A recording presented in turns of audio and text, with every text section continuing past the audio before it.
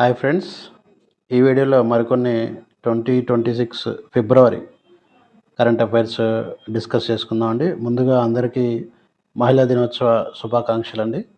So first news చూద్దాం. America పౌర హక్కుల నేత జెస్సీ జాక్సన్ కన్నుమూత అనేది న్యూస్గా ఉందండి.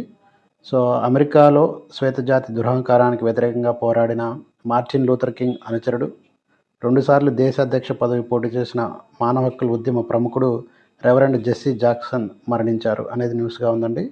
సో మార్టిన్ లూథర్ కింగ్ అనుచరుడంట, అలాగే రెండుసార్లు దేశాధ్యక్ష పదవికి పోటీ చేశాడంట.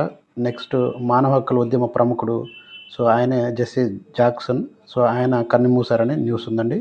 సో జాక్సన్ సేవలకు గుర్తుగా 2000 సంవత్సరంలో అప్పటి అమెరికా అధ్యక్షుడు బిల్ క్లింటన్ ఆయనకు దేశ అత్యున్నత పురస్కారమైన ప్రెసిడెన్షియల్ మెడల్ ఆఫ్ ఫ్రీడమ్ అందజేశారు. సో జాక్సన్ గారికి ప్రెసిడెన్షియల్ మెడల్ ఆఫ్ ఫ్రీడమ్ను అందజేసిన వ్యక్తి బిల్ క్లింటన్. నెక్స్ట్, ఇప్పుడు ప్రస్తుత అమెరికా అధ్యక్షుడు అందరికీ తెలుసు, డొనాల్డ్ ట్రంప్. అధికార పార్టీ రిపబ్లికన్. డొనాల్డ్ ట్రంప్ యొక్క అధికార పార్టీ రిపబ్లికన్. నెక్స్ట్, ఇతను 47వ అధ్యక్షుడు అమెరికాకి, ట్రంప్ గారు. సో అమెరికా స్వాతంత్ర దినోత్సవం 1776 జూలై 4 అండి. సో అమెరికా దేశ పౌరుల్ని అంకుల్ శామ్స్ పేరుతో పిలవడం జరుగుతుంది. సో అలాగే భారత్ నుండి అమెరికా దేశ రాయబారి వినయ్ మోహన్ క్వాత్రా గారు ఉన్నారు. గుర్తుపెట్టుకోండి పేరు, వినయ్ మోహన్ క్వాత్రా గారు భారత్ నుండి అమెరికా దేశ రాయబారి. సో అది ఫస్ట్ న్యూస్ అండి. సో నెక్స్ట్ న్యూస్ చూద్దాం. అరుణాచల్ ప్రదేశ్ సమీపంలో చైనా అణ్వస్త్ర ప్లాంట్ని కన్స్ట్రక్ట్ చేస్తుంది. అది ఎక్కడ అంటున్నారండి? అరుణాచల్ ప్రదేశ్ సమీపంలో. సో అరుణాచల్ ప్రదేశ్ తమదంటూ భారత్తో దశాబ్దాలుగా వాదిస్తున్న చైనా ఇప్పుడు ఆ ప్రాంతానికి సమీపంలో అణ్వస్త్ర ప్లాంట్ని విస్తరిస్తుంది. ఏ ప్రాంతానికి దగ్గరలో? అరుణాచల్ ప్రదేశ్ ప్రాంతానికి దగ్గరలో. సో చూద్దాం. అరుణాచల్ ప్రదేశ్కు 800 కిలోమీటర్స్ దూరంలో ఉన్న సిచువాన్ ప్రావిన్స్ పర్వతాల్లోని, గుర్తుపెట్టుకోండి, geography point of view important అవుతుంది కరెంట్ జాగ్రఫీలో. సిచువాన్ ప్రావిన్స్ పర్వతాల్లోని రహస్య స్థావరాల్లో చైనా అణు కేంద్రాన్ని నిర్మిస్తున్నట్లు అంతర్జాతీయ మీడియా తెలిపింది. అదండి న్యూస్. ఇక నెక్స్ట్ న్యూస్ చూద్దాం. నాగ్పూర్లో 158 అడుగుల హనుమాన్ విగ్రహం. మహారాష్ట్రలో నాగ్పూర్ సమీపంలో కొరాడిలో మహాలక్ష్మి జగదాంబ సంస్థాన్, గుర్తుపెట్టుకోండి, మహాలక్ష్మి జగదాంబ సంస్థాన్ దేశంలోకి అతి పొడవైన హనుమంతుని విగ్రహం ఏర్పాటు చేసింది. దేశంలో అతి పొడవైన హనుమంతుని విగ్రహం అంటున్నారండి. సో దాని యొక్క పొడవు చూద్దాం. సో ఈ హనుమంతుని విగ్రహం యొక్క పొడవు 158 అడుగులు. ఈ విగ్రహం పొడవు పీఠంతో కలిపి మొత్తం 163 అడుగులు ఎత్తుతో నిర్మిస్తున్నారు. సో హనుమాన్ విగ్రహం వరకు అయితేనేమో 158 అడుగులు, పీఠంతో కలిపి మొత్తం విగ్రహం పొడవు అంటే 163 అడుగులు ఎత్తు ఉంటుంది. సో ప్రస్తుతం దేశంలో పొడవైన హనుమాన్ విగ్రహం హిమాచల్ ప్రదేశ్లోని సోలన్లో ఉంది. నెక్స్ట్ న్యూస్ చూద్దాం. ఇంపార్టెంట్ న్యూస్ అండి. ఎక్సర్సైజ్ మిలాన్ 2026 చాలా ఇంపార్టెంట్. ఎక్సర్సైజ్ మిలాన్ 2026 భారత నావికాదళం. సో మిలాన్ అనేది దేనికి సంబంధించింది అంటే నావికాదళానికి సంబంధించింది. భారత నావికాదళం తన సామర్థ్యాన్ని ప్రపంచానికి తెలియపరచాలనే లక్ష్యంతో తొలి మిలాన్ యుద్ధ విన్యాసాన్ని 1995 ఫోర్ట్ బ్లేయర్లో ప్రారంభించడం జరిగింది. అసలు మిలాన్ అనేది ఎప్పుడు స్టార్ట్ అయిందంటే పోర్ట్ బ్లేయర్లో 1995లో స్టార్ట్ అయిందండి మిలాన్ అనేది. ఇంకా నెక్స్ట్ చూద్దాం. మరి ఫిబ్రవరిలో జరిగింది అంటున్నాం కదా. సో ఫిబ్రవరిలో మిలాన్ జరిగింది. సో ఫిబ్రవరి 13వ ఎడిషన్లో జరిగింది. ఫిబ్రవరిలో 13వ ఎడిషన్ జరిగింది. ఈ మిలాన్ ఎడిషన్ ఎక్కడ జరిగిందంటే విశాఖపట్నంలో జరిగింది. సో దీనిలో 70కి పైగా దేశాలు పాల్గొన్నాయి. సో 13వ ఎడిషన్ ఫిబ్రవరిలో జరిగిందండి, అది విశాఖపట్నంలో జరిగింది. సో దీనిలో 70కి పైగా దేశాలు పాల్గొంటున్నాయి. అలాగే మరి ఈ యొక్క మిలాన్ యొక్క థీమ్ ఏంటంటే కమెరడ్రియే కోఆపరేషన్ కొలాబరేషన్. సో ఇది ఫ్రెంచ్ వర్డ్ అండి. కమెరడ్రియే అనేది ఫ్రెంచ్ వర్డ్ అండి. సో కమెరడ్రియే, కోఆపరేషన్, కొలాబరేషన్, ఈ మూడు యొక్క థీమ్గా మనకు మిలాన్ 2026 అనేది జరిగింది. ఇక నెక్స్ట్, మిలాన్ విన్యాసంలో భాగంగా భారత త్రివిధ దళ సుప్రీం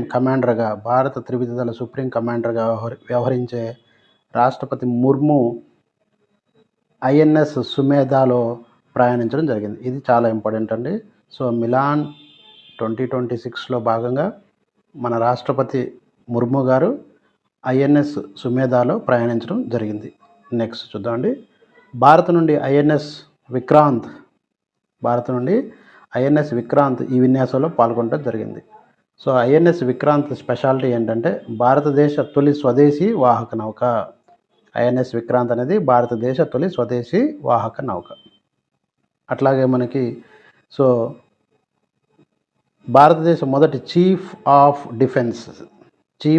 డిఫెన్స్ మనం సిడిఎస్గా పేరు చెప్తాము. చీఫ్ ఆఫ్ డిఫెన్స్ స్టాఫ్ అని చెప్తున్నాం. సో ఫస్ట్ మనకి మొదటి chief of defence staff Bipin Rawat గారు ఉన్నారండి. రెండవ సిడిఎస్గా అనిల్ చౌహాన్ వ్యవహరించడం జరుగుతుంది. ఇంక next chief of Indian navy admiral Dinesh Kumar Tripathi ఉన్నారండి. నెక్స్ట్ నేవీ దినోత్సవం డిసెంబర్ 4న మనం సెలబ్రేట్ చేసుకుంటున్నాం. ఇక నెక్స్ట్ న్యూస్ చూద్దాం. 23వ బయో ఆసియా సదస్సు 2026. సో ఈ 23వ బయో ఆసియా సదస్సు ఎక్కడ జరిగిందంటే హైదరాబాద్లో జరిగిందండి. సో ఫిబ్రవరి 17న జరిగింది.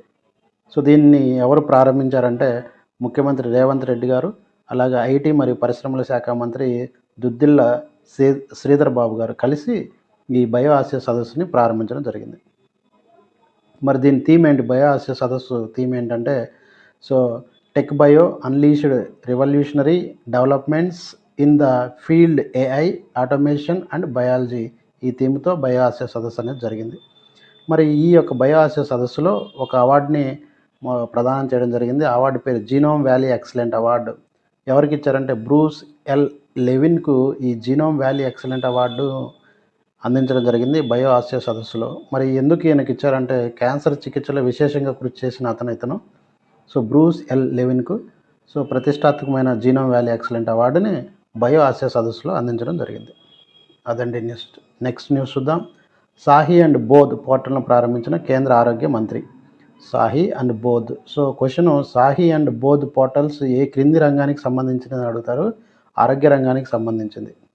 సో ఎవరు ప్రారంభించారంటే ఆరోగ్య రంగం ప్రారంభించిందని చెప్తున్నారు. సో కేంద్ర ఆరోగ్య మరియు కుటుంబ సంక్షేమ శాఖ మంత్రి జగత్ ప్రకాష్ నడ్డా గారు ఇండియా ఏఐ ఇంపాక్ట్ సమ్మిట్ 2026లో ఈ సాహి అండ్ బోధ్ అనే 2 కీలక డిజిటల్ ఆరోగ్య కార్యక్రమాలను ప్రారంభించడం జరిగింది.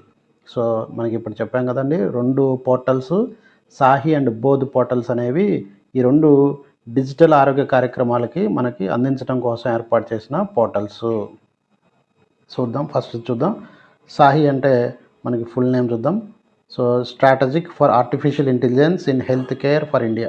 Strategy for artificial intelligence in health care for India, అది సాహి అంటే అండి. సో ఉద్దేశం ఏంటంటే భారతదేశ ఆరోగ్య రంగంలో ఆర్టిఫిషియల్ ఇంటెలిజెన్స్ను సురక్షితంగా, నైతికంగా మరియు పారదర్శకంగా ఉపయోగించడానికి ఒక జాతీయ మార్గదర్శినిగా ఈ యొక్క సాహి పోర్టల్ అనేది పనిచేస్తుంది అని చెప్తున్నారు.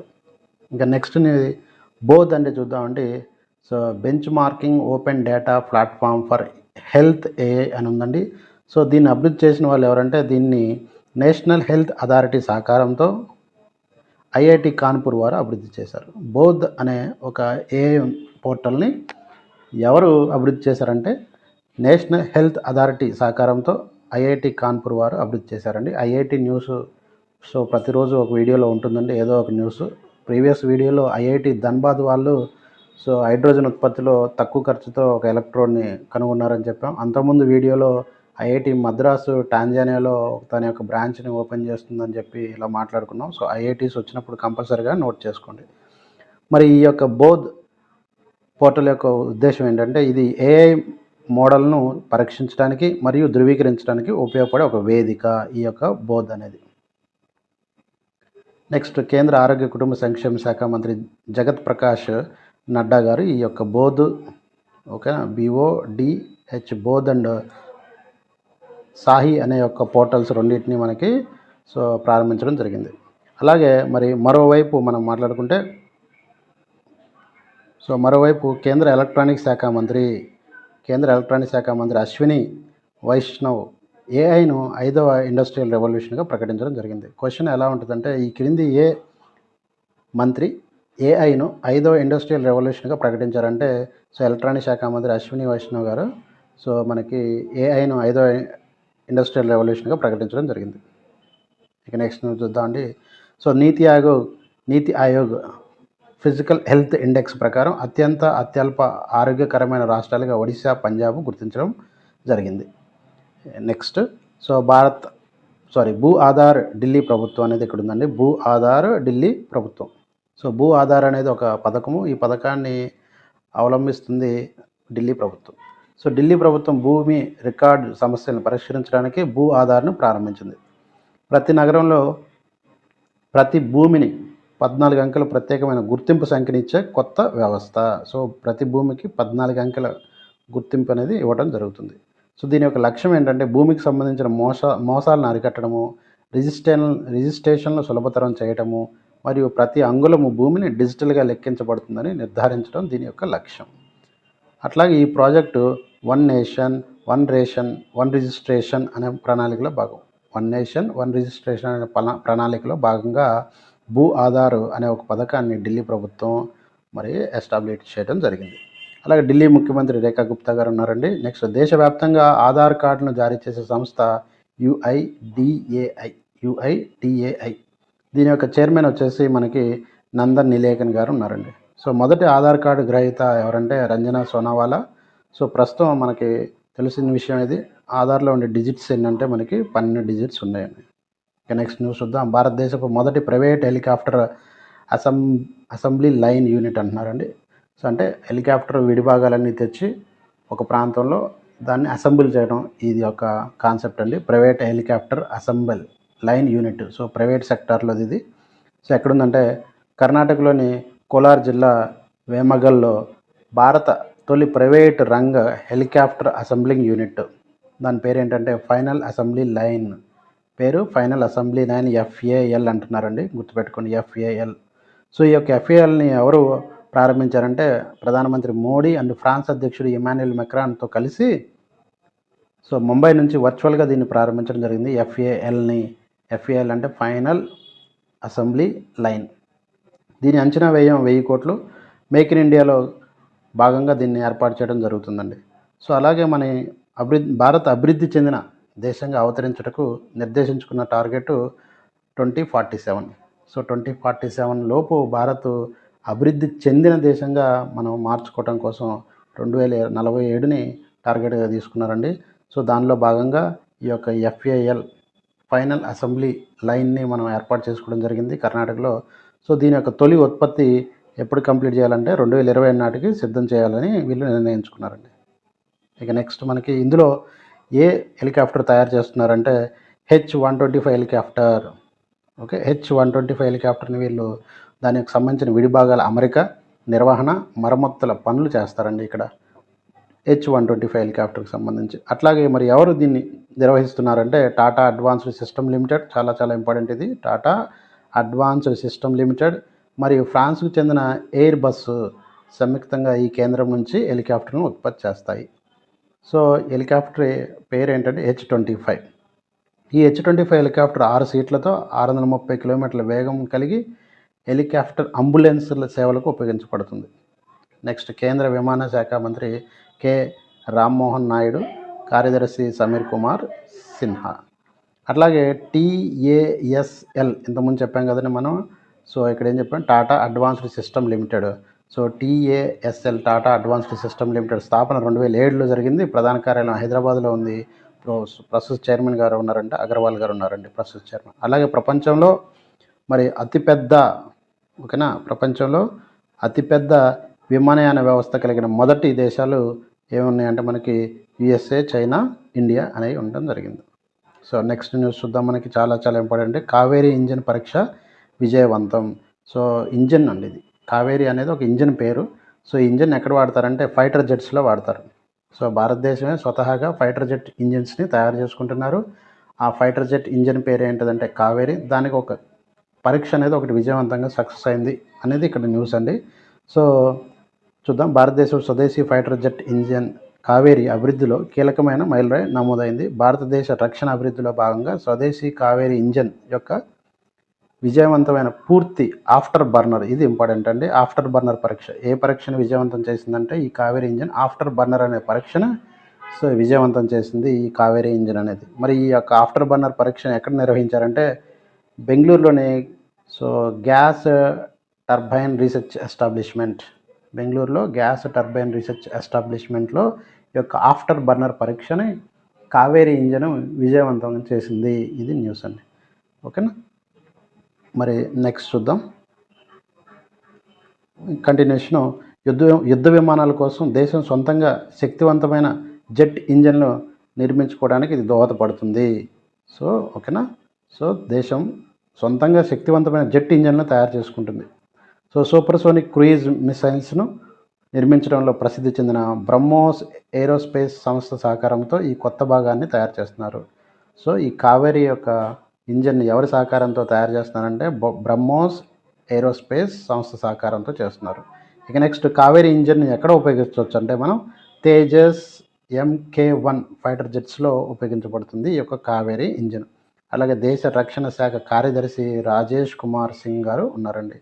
నెక్స్ట్ మనకి తెలిసిన విషయమే, DRDO defence research development organisation స్థాపన 1958 జనవరి 1, ప్రధాన కార్యాలయం న్యూఢిల్లీ. ప్రస్తుత చైర్మన్ వచ్చేసి సమీర్ వి కామత్ గారు ఉన్నారండి. ఇతను 14వ చైర్మన్ అండి DRDOకి. ఇది ఈ వీడియోలో మనం నేర్చుకున్న ఫిబ్రవరి 2026 రిలేటెడ్ కరెంట్ అఫైర్స్ అండి. ఈ వీడియో కనుక మీకు నచ్చినట్లయితే please like, share, subscribe for more videos. Thank you all. KK News 99.